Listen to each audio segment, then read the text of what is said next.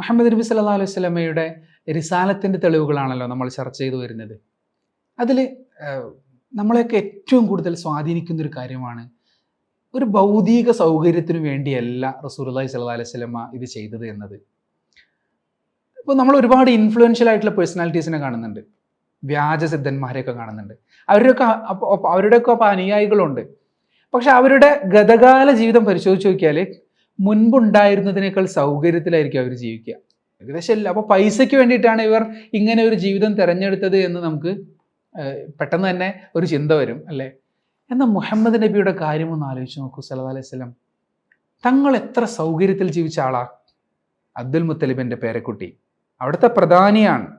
അതല്ലേ അബൂജഹലിനുള്ള അസൂയ. നമ്മളിത് മുൻപത്തെ എപ്പിസോഡിൽ പറഞ്ഞു, കേൾക്കാത്തവർ അത് തിരഞ്ഞു കേൾക്കണം. ഈ ചാനലിൽ നിങ്ങൾക്ക് തിരഞ്ഞാൽ അത് കാണാൻ പറ്റും. അബ്ദുൽ മുത്തലിബിൻ്റെ പേരക്കുട്ടി, സുന്ദരൻ, സത്യവാൻ, വിശ്വസ്തൻ, സൽസ്വഭാവി, ബുദ്ധിശേഷിയുള്ളവൻ.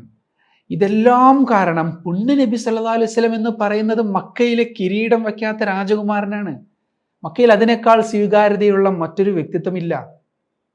അങ്ങനെ ജീവിച്ച നബി, ആ പൊസിഷനിലുള്ള നബി, അള്ളാഹു അറിയിച്ചു തന്നതിൻ്റെ പേരിൽ, അള്ളാഹു ഏൽപ്പിച്ച ദൗത്യം നിർവഹിച്ചതിൻ്റെ പേരിൽ പീഡിപ്പിക്കപ്പെട്ടു, അവഗണിക്കപ്പെട്ടു, നാടുകടത്തപ്പെട്ടു, ആട്ടിയോടിക്കപ്പെട്ടു, വധശ്രമത്തിന് വിധേയനായി, യുദ്ധങ്ങൾ സംഭവിച്ചു. ഇതൊക്കെ ഉണ്ടായി. സൗകര്യങ്ങൾ ത്യജിച്ചു എന്ന് പറയുന്നത് അവിടുത്തെ റിസാലത്തിനെ സ്ഥാപിക്കുന്ന ഒരു കാര്യമാണ്. കാരണം എല്ലാ വ്യാജന്മാരും ഭൗതികമായ ലക്ഷ്യങ്ങൾക്ക് വേണ്ടിയിട്ടായിരിക്കും ഇതൊക്കെ വാദിക്കുക.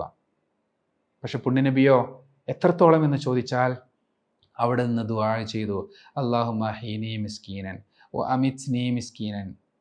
അള്ളാഹുവെ, എന്നെ ദരിദ്രനായി നീ ജീവിപ്പിക്കണേ, ദരിദ്രനായി മരിപ്പിക്കുകയും ചെയ്യണേ, ദരിദ്രന്മാരുടെ കൂടെ നാളെ ഒരുമിച്ച് കൂട്ടുകയും ചെയ്യണമേ. തുർമുദിയിലുണ്ട് ഈ ഹദീസിൽ വന്ന പ്രാർത്ഥനയാണത്.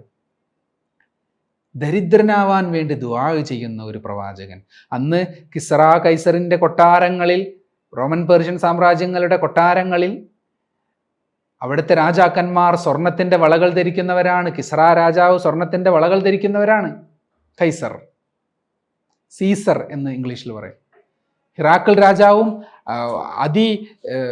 മഹത്തായ വിലപിടിപ്പുള്ള വസ്ത്രധാരണ രീതി സ്വീകരിച്ച, ഉടയാടകൾ സ്വീകരിച്ച ആളുകളാണ്.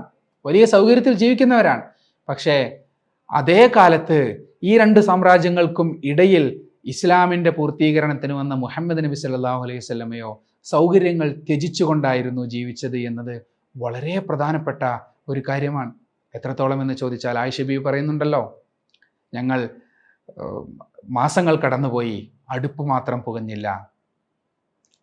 മാസങ്ങൾ കടന്നുപോയി, അടുപ്പ് പുകയാതെ എന്ന് പ്രവാചക പത്നി പറയുമ്പോൾ റസൂലുള്ളാഹി ആരാ? കേവലം പ്രവാചകനാണോ? അല്ല, മറിച്ച് മക്കയുടെ അല്ലെങ്കിൽ വിശ്വാസി സമൂഹത്തിൻ്റെ, മദീനയുടെ വിശ്വാസി സമൂഹത്തിൻ്റെ രാഷ്ട്രത്തിൻ്റെ രാജാവും നബിതങ്ങളാണ്.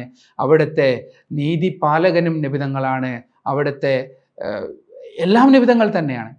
അങ്ങനെയുള്ള പ്രവാചകൻ സല്ലല്ലാഹു അലൈഹി വസല്ലമ സൗകര്യങ്ങൾ ത്യജിച്ചു ജീവിച്ചു എന്ന് പറയുന്നത് ഏത് കാലത്ത്? ഈ സമയത്ത് അബ്ദുറഹ്മാൻ ഇബ്നു ഔഫ് എന്ന് പറയുന്ന പ്രവാചകരുടെ അടുത്ത സഹാബി വര്യൻ അതിസമ്പന്നനാണ്. അതിസമ്പന്നനായ അനുയായി ഉള്ളപ്പോൾ നേതാവ് പട്ടിണി കിടക്കണമെങ്കിൽ അതിനൊരു വഴിയേ ഉള്ളൂ, തൻ്റെ ദാരിദ്ര്യം നേതാവ് മറച്ചു വെക്കണം, തൻ്റെ സൗകര്യക്കുറവ് നേതാവ് മറച്ചു വെക്കണം. ഈത്തപ്പനയുടെ പാട്, ഇലയുടെ പാട് അവിടുത്തെ ശരീരത്തിൽ ഉണ്ടായിരുന്നതായി, വളരെ സ്വകാര്യമാകുന്ന, വളരെ അപൂർവം ചില നിമിഷങ്ങളിലെ അവിടെ നിന്ന് ശരീരത്തിൽ വസ്ത്രം മാറുന്ന സമയമുണ്ടാകും. അത്രയേറെ ലജ്ജയിലാണ് പുണ്യനബി ജീവിക്കുക. മറ്റുള്ളവർ കണ്ടിട്ടുണ്ട്. കാരണം എന്താ? അത്ര സൗകര്യമില്ലാത്ത ജീവിതമാണ് റസൂലുള്ളാഹി സ്വല്ലല്ലാഹു അലൈഹി വസല്ലം ജീവിക്കണമെന്ന് ആഗ്രഹിച്ചത്, അതിനുവേണ്ടി ദുആ ചെയ്തത്. ഒരു സഹായിയെ ആവശ്യപ്പെട്ടുകൊണ്ട് കൈ മുഴുവൻ വ്രണങ്ങളായി, ജീവിതമാർഗമായി ചപ്പാത്തി കുഴച്ച് വിൽക്കുന്നതിൻ്റെ ഭാഗമായി കൈ മുഴുവൻ വ്രണങ്ങളുമായി പിതാവിനെ സമീപിക്കുന്നുണ്ട് കരളിൻ്റെ കഷ്ണമായ പ്രിയപുത്രി ഫാത്തിമ ബീവി. എനിക്കൊരു സഹായിയെ തരണം ഉപ്പ എന്ന് പറഞ്ഞിട്ടാണ് വരുന്നത്. അപ്പോൾ സഹായിയെ മകൾ ആവശ്യപ്പെടുകയാണ്. ഈ സമയത്ത് യുദ്ധബന്ദികളും മറ്റുമൊക്കെയായിട്ട് ആളുകളുണ്ട്, വീതിച്ച് നൽകുന്നുമുണ്ട് മറ്റുള്ളവർക്ക്. എനിക്ക് കൂടി തരുമോ ഉപ്പ? ഉപ്പ മോളോട് പറഞ്ഞു, മോളെ, അതിനേക്കാൾ മികച്ചത് ഞാൻ നിനക്ക് നൽകാം. എന്നിട്ട് നീ ഉറങ്ങുന്നതിൻ്റെ മുമ്പ് സുബ്ഹാനല്ലയും അൽഹംദുലില്ലയും 33 അല്ലാഹു അക്ബർ 34 ചൊല്ലിക്കോ, നിന്റെ പ്രയാസങ്ങൾ തീരും എന്ന് പറഞ്ഞു. തൻ്റെ കുടുംബത്തിന് സക്കാത്തിൻ്റെ അവകാശം നൽകരുത് എന്ന് പറഞ്ഞു. ഇങ്ങനെ സമ്പത്ത് ഇല്ലാതെ ജീവിച്ചു എന്ന് മാത്രമല്ല, അത് ലഭിക്കാതിരിക്കാൻ ആഗ്രഹിക്കുക കൂടി ചെയ്തു. സൗകര്യങ്ങൾ ത്യജിക്കുക എന്ന് പറയുന്നത് ഒരു യോഗ്യത തന്നെയല്ലേ? ഇന്നും ഈ കാലത്തും ചില നേതാക്കന്മാരുടെ പിന്നിൽ അനുയായികളെ ഉറപ്പിച്ചു നിർത്തുന്നത് അവരുടെ ലാളിത്യമാണല്ലോ. പുണ്യനബിയാകട്ടെ സല്ലല്ലാഹു അലൈഹി വസല്ലം എല്ലാ സൗകര്യങ്ങളും അനുഭവിക്കാൻ അവസരമുണ്ടായിട്ടും അത് ത്യജിക്കുന്നത് ഇഷ്ടപ്പെട്ടു, അതിനുവേണ്ടി ദുആ ചെയ്തു എന്ന് പറയുന്നത് വളരെ പ്രധാനപ്പെട്ട ഒരു പ്രവാചകത്വത്തിനെ സ്ഥാപിക്കുന്ന വളരെ പ്രധാനപ്പെട്ട ഒരു കാര്യമാണ്. എന്നാൽ അവസാന കാലമാകുമ്പോഴേക്കും മദീനയുടെ അവസാന പകുതിയിൽ ഇസ്ലാമിക ലോകത്തിന് സമ്പത്ത് വരുന്നുണ്ട്.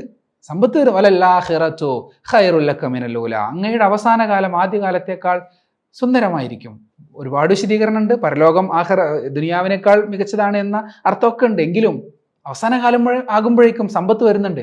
പക്ഷെ സമ്പത്ത് വരുമ്പോഴും സൗകര്യങ്ങൾ തങ്ങൾ സ്വീകരിച്ചില്ല എന്നതാണ് അവിടുത്തെ പോയിന്റ്. സമ്പത്തില്ലാഞ്ഞിട്ടുമല്ല ഈ സൗകര്യത്യാഗം, ഈ പരിത്യാഗം എന്ന് ബോധ്യപ്പെടണമെങ്കിൽ സമ്പത്ത് വന്നിട്ടും അങ്ങനെ ജീവിക്കണമല്ലോ. റസൂലുള്ളാഹി സ്വല്ലല്ലാഹു അലൈഹി വസല്ലമയ്ക്ക് സമ്പത്ത് വരുന്നുണ്ട് അവസാന കാലമാകുമ്പോഴേക്കും. പക്ഷെ സൗകര്യത്തിൻ്റെ മേൽ അവിടുന്ന് ആഗ്രഹിക്കുകയോ മതിമറക്കുകയോ ചെയ്തില്ല എന്നതും റിസാലത്തിനെ നമ്മുടെ മനസ്സിൽ ഊട്ടിയുറപ്പിക്കുന്ന ഒരു തെളിവായിട്ട് മനസ്സിലാക്കാം.